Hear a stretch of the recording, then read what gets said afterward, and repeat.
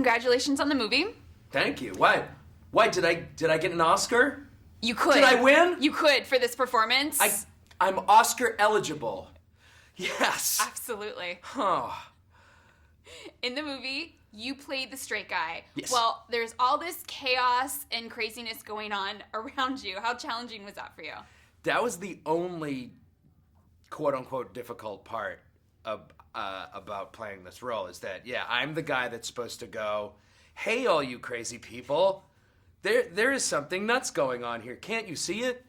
And you sort of have to find ways to, like, keep making that believable as you go on, to yourself and to the audience. And that was kind of a fun challenge. I think we all found some interesting ways to make it, to sustain it. But basically, I'm a plot device.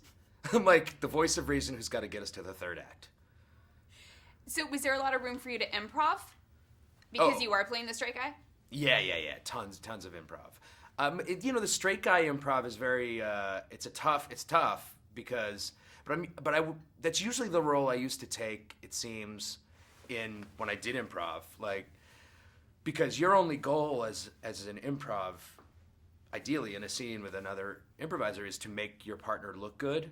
So the straight guy has that job, and so basically my job was like to give Keegan alley-oops, like just throw up a ball so he can go, and I get just as much pleasure and just as much, feeling like I was a part of that, even if I don't get the laugh. Like, it's a really cool, I like playing that kind of part.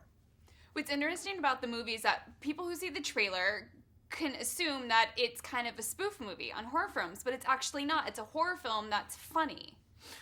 Yeah, it is. It's a horror film that's funny. And there are times that it's pretty freaky. It hits all the sort of tropes, but in a really kind of neat way. And then, of course, it goes off into the sort of absurdist tangents that we all seem to love so much. And why is it, like, how would you describe your sense of humor? What is it about these type of movies that attract you? Well, I think just having been raised on, like, Monty Python and Airplane, that was when we were coming of age. Those were the most sort of cutting edge type of, and that inspired us probably.